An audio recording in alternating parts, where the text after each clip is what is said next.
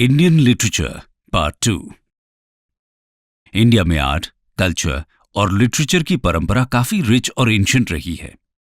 वेदास को वर्ल्ड के सबसे पुराने लिटरेचर में से एक माना जाता है।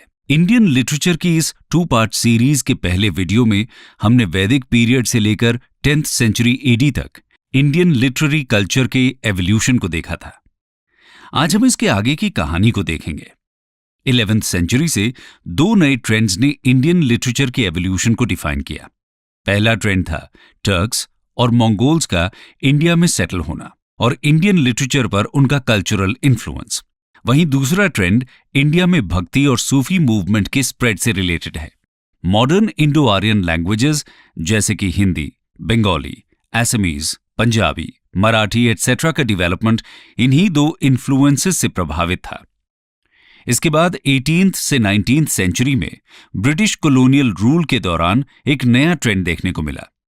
यूरोपियंस ने इंडिया में मॉडर्न प्रिंटिंग प्रेस इंट्रोड्यूस किया और यहाँ की लैंग्वेजेस और लिटरेचर को सीखने में भी रुचि दिखाई। उन्होंने कई इंडियन लिटरेरी वर्क्स को यूरोपियन लैंग्वेजेस में ट्रांसलेट भी किया, जैसे कि 1785 में चार्ल्स विल्किंस द्वारा भागवत गीता का इंग्लिश ट्रांसलेशन किया गया। 19th सेंचुरी के बाद तेजी से हुए प्रेस के डेवलपमेंट ने पहली बार लिटरेचर को आम जनता तक पहुंचाया। इसका पूरा फायदा उठाते हुए इंडियन नेशनलिस्ट लीडर्स ने लिटरेचर का यूज लोगों के बीच नेशनलिज्म या राष्ट्रवाद की भावना फैलाने और ब्रिटिश हुकूमत से लड़ने के लिए किया। आइए अब एक एक करके 10th सेंचुरी के बाद हुए इंडियन लिटरेरी एवोल्यूशन को विस्तार से देखते हैं। शुरुआत करते हैं पर्शियन लिटरेचर से। Persian literature.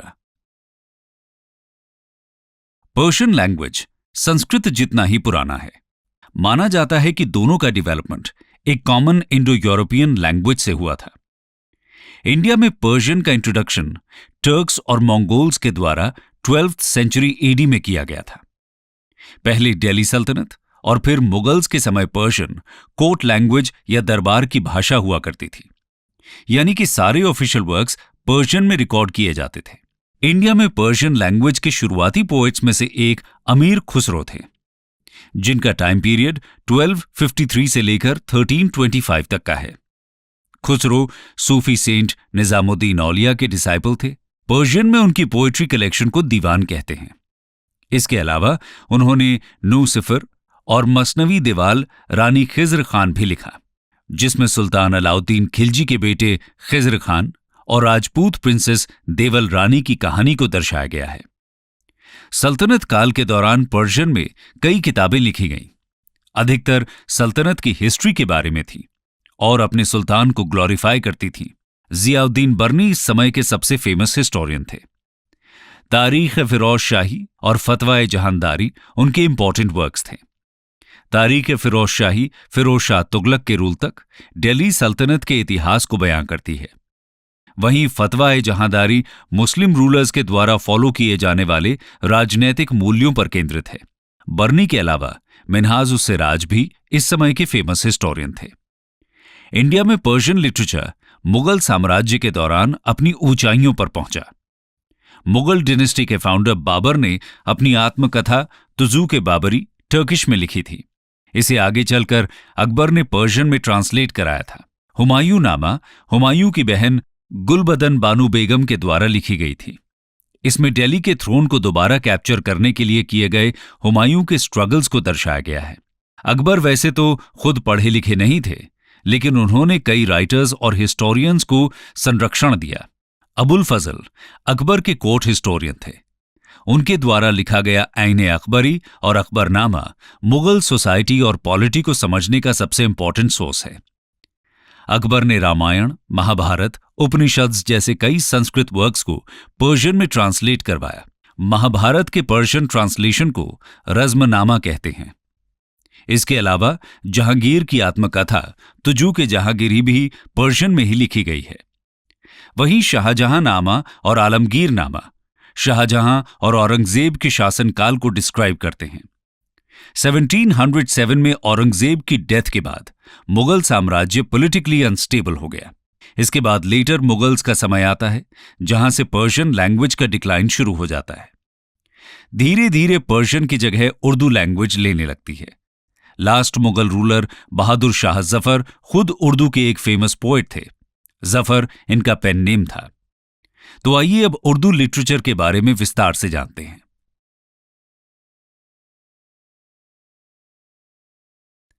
उर्दू लिटरेचर। माना जाता है कि उर्दू का डेवलपमेंट सल्तनत आर्मी के बैरिक्स या छावनियों में टर्किश और इंडियन सोल्जर्स के इंटरसेक्शन से हुआ था। टर्किश सोल्जर्स पर्शियन बोलते थे और इंडियंस हिंदी, जिसके कारण उर्दू का डेवलपमेंट पर्शियन और हिंदू के एक डायलेक्ट या बोली के फॉर्म में हुआ था। उर्दू लैंग्वेज ज्यादातर हिंदी की ग्रामर फॉलो करती है और पर्शियन की लिखावट। उर्दू को सबसे पहले डेक्कन रीजन के बहामनी स्टेट्स अहमदनगर, गोलकोंडा, बीजापुर, बेरार में अपनाया गया था। इसके कारण इसे दक्कनी भी कहा जाता था। 14वीं सेंचुरी में अमीर खुसरो पर्शियन के साथ साथ उर्दू में भी लिखते थे, लेकिन उर्दू का गोल्डन पीरियड 18 से 19वीं सेंचुरी में आया। इस दौरान उर्दू कॉमन पीपल की लैंग्वेज बन गई। मिर्जा गालिब, सौदा, दर्द, मीर तकी मीर जैसे पोइट्स ने अपनी पोएट्री से इस लैंग्वेज को इनरिच किया। 20वीं सेंचुरी में सर सैयद अहमद खान उर्दू लिटरेचर के इंपॉर्टेंट फिगर थे, जिन्होंने मुस्लिम सोसाइटी में रिफॉर्म्स लाने की कोशिश की। उर्दू लिटरेचर के फील्ड में एक और बड़ा नाम मोहम्मद इकबाल का आता है। इनके द्वारा लिखे गए पोएटिक कलेक्शन का नाम बंगीदारा है।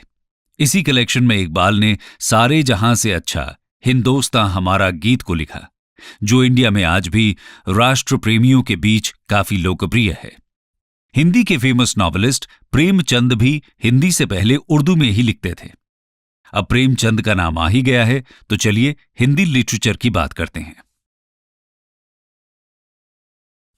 हिंदी लिटरेचर। हिंदी लैंग्वेज का डेवलपमेंट 7वीं से 14वीं सेंचुरी के बीच अपभ्रंश भाषा से हुआ था, जो कि खुद प्राकृत लैंग्वेज से इवॉल्व हुई थी। 11वीं सेंचुरी से इंडिया में स्प्रेड हुए भक्ति मूवमेंट ने हिंदी लैंग्वेज और लिटरेचर के डेवलपमेंट में अहम भूमिका निभाई। मॉडर्न इंडिया में पॉपुलर कई लैंग्वेजेस जैसे हिंदी, बंगाली, असमीज, पंजाबी, मराठी एटसेट्रा इसी समय डेवलप हुई थी, और इनको कॉमन पीपल के बीच पॉपुलर करने में भक्ति सेंट्स का इंपॉर्टेंट रोल रहा था। आज हिंदी देश की सबसे पॉपुलर लैंग्वेज कही जा सकती है। इसके कई डायलेक्ट्स या बोलियां हैं जो अलग अलग रीजन्स में बोली जाती हैं, जैसे ब्रिज भाषा उत्तर प्रदेश के ब्रिज रीजन में बोली जाती है, अवधी उत्तर प्रदेश के अवध रीजन में, भोजपुरी, मगधी और मैथिली बिहार में, और खड़ी बोली दिल्ली और उसके आसपास के रीजन्स में बोली जाती है। राजस्थान में बोली जाने वाली राजस्थानी भाषा भी हिंदी का ही एक डायलेक्ट है। भक्ति मूवमेंट के दौरान कई सेंट्स ने हिंदी के रीजनल डायलेक्ट्स में लिटरेचर कंपोज किया। तुलसीदास ने अपनी सबसे फेमस कृति रामचरितमानस अवधी में लिखी थी। सूरदास और बिहारी ब्रिज भाषा में लिखते थे, वहीं मीराबाई राजस्थानी में लिखती थी। कबीर ने अपने दोहे लिखने के लिए कई डायलेक्ट्स का प्रयोग किया है, जिसमें अवधी और ब्रिज के साथ साथ पर्शियन का इन्फ्लुएंस भी देखने को मिलता है। खड़ी बोली हिंदी की सबसे पॉपुलर फॉर्म है, जिसके साथ आज हिंदी लैंग्वेज को आइडेंटिफाई किया जाता है। खड़ी बोली में लिखने की शुरुआत वैसे तो अमीर खुसरो ने 13वीं सेंचुरी में ही कर दी थी, लेकिन हिंदी लिटरेचर में इसका व्यापक पैमाने पर यूज 19वीं सेंचुरी से दिखता है। खड़ी बोली में उर्दू के इन्फ्लुएंसेस को भी देखा जा सकता है। इंडिया में ब्रिटिश शासन एस्टैब्लिश होने के बाद हिंदी लिटरेचर की थीम्स में बदलाव आया। जहां पहले डिवोशनल लिटरेचर पॉपुलर थी, अब नेशनलिस्ट सेंटिमेंट्स या राष्ट्रीयता की भावना जगाने वाले लिटरेचर लिखे जाने लगे। इस दौरान कई पुराने संस्कृत वर्क्स को हिंदी में ट्रांसलेट किया गया था, जिसका मकसद अपनी रूट्स या विरासत को समझना था। भारतेंदु हरिश्चंद्र 19वीं सेंचुरी के फेमस हिंदी राइटर्स में से एक थे। इनके द्वारा लिखी गई सिटी ऑफ डार्कनेस या अंधेर नगरी आज भी पॉपुलर है। भारत दुर्दशा भी हरिश्चंद्र की कृति है, जिसमें वो भारतवासियों से एकजुट होकर ब्रिटिश हुकूमत को उखाड़ फेंकने का आह्वान करते हैं। 20वीं सेंचुरी के दौरान हिंदी में कई फेमस राइटर और पोएट्स हुए। सोशल रिफॉर्मर स्वामी दयानंद सरस्वती भी हिंदी की प्रमुख आवाज थे, जिन्होंने सत्यार्थ प्रकाश नामक किताब लिखी। इस दौरान कई हिंदी ऑथर्स जैसे मुंशी प्रेमचंद, सूर्यकांत त्रिपाठी निराला, मैथिली शरण गुप्त ने समाज की कंजर्वेटिव या रूढ़िवादी सोच पर प्रहार किया। प्रेमचंद को उपन्यास सम्राट या नॉवल किंग भी कहा जाता है।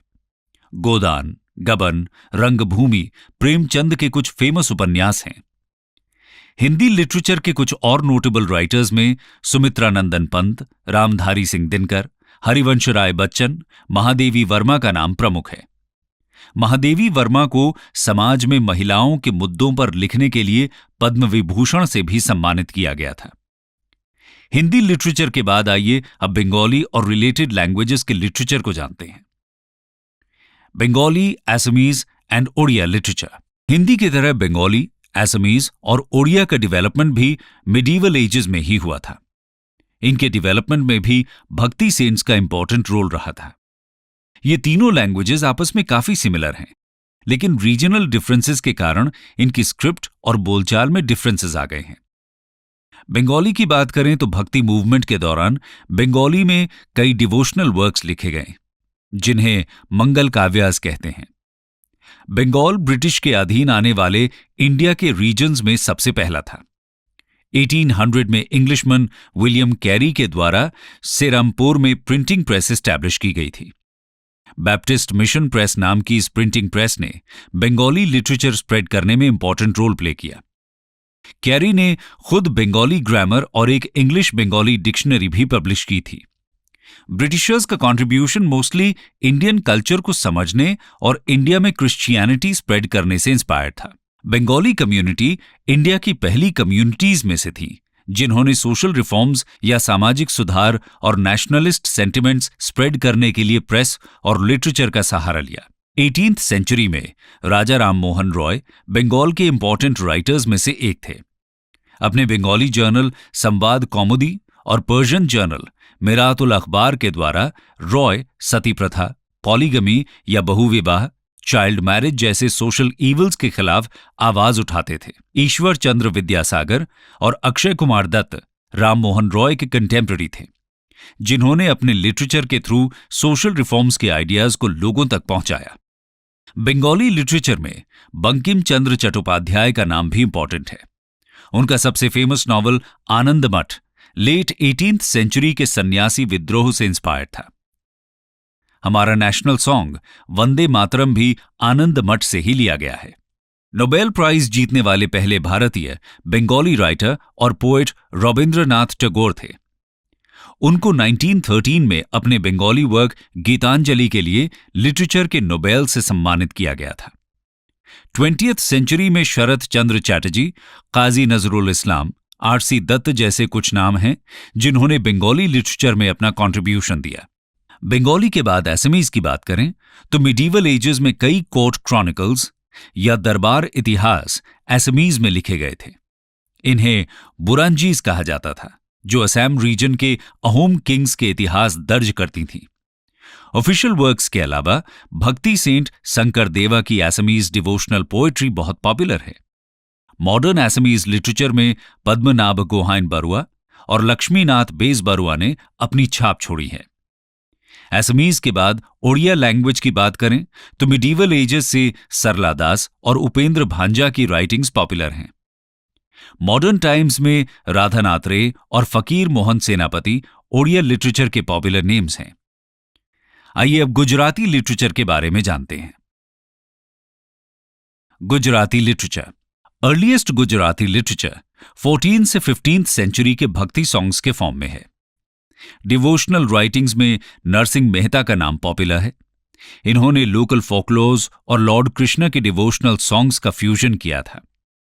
गुजराती पोएट्री में नारमाद का नाम फेमस है। वहीं गोवर्धन राम पॉपुलर नॉवेलिस्ट थे जिन्होंने क्लासिकल गुजराती नॉवल सरस्वती चंद्र लिखा। Doctor KM. मुंशी ने भी गुजराती लिटरेचर में अपना अहम योगदान दिया। उनके द्वारा लिखा गया पृथ्वी वल्लभ फिक्शनल और नॉन फिक्शनल स्टोरीज को कंबाइन करता है। गुजराती लिटरेचर के बाद आइए ब्रीफ में मराठी लिटरेचर के बारे में जानें। मराठी लिटरेचर।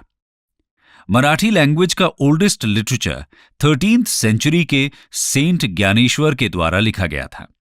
ज्ञानेश्वर भक्ति सेन थे, जिन्होंने मराठी में भागवत गीता पर एक डिटेल्ड कमेंट्री लिखी थी। इनके अलावा नामदेव, सेना और गोरा जैसे भक्ति सेंट्स ने भी मराठी लिटरेचर में अपना कंट्रीब्यूशन दिया था।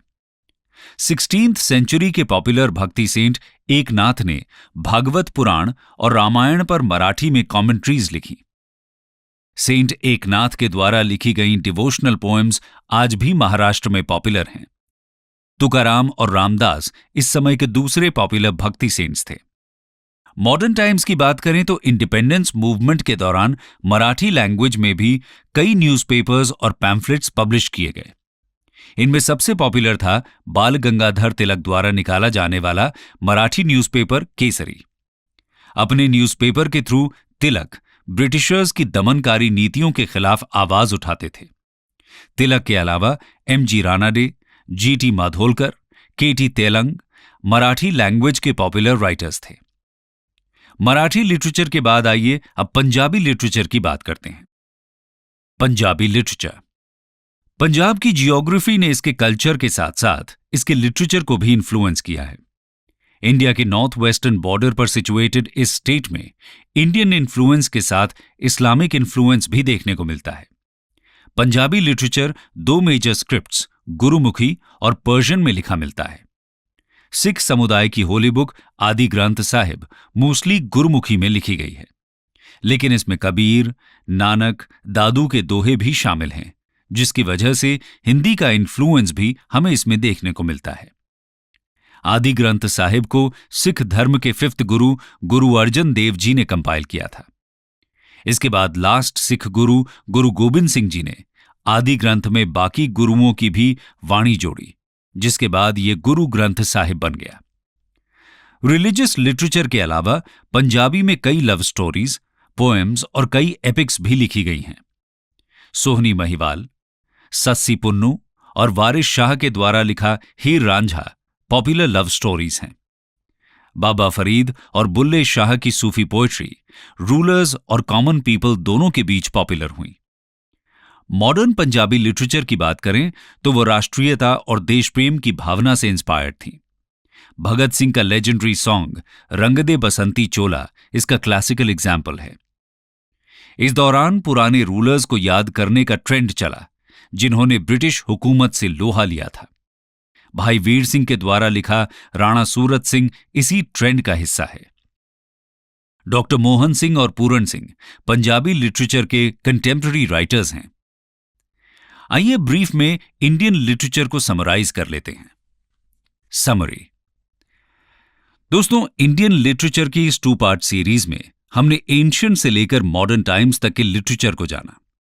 फर्स्ट पार्ट में हमने एंशिएंट इंडिया के लिटरेचर को देखा, जहां संस्कृत डोमिनेट करती थी।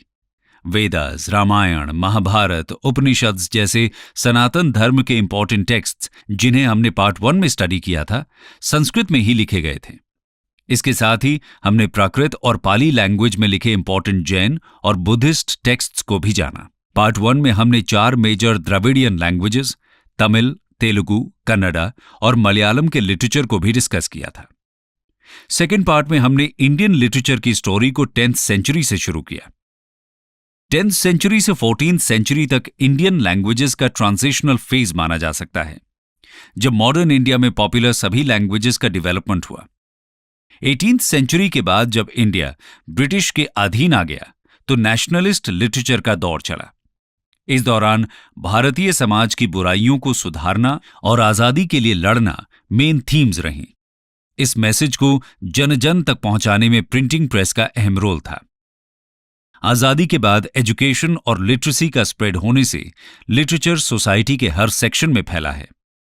आज इंडिया में 22 शेड्यूल्ड लैंग्वेजेस के अलावा भी कई लैंग्वेजेस में लिटरेचर लिखी जाती है।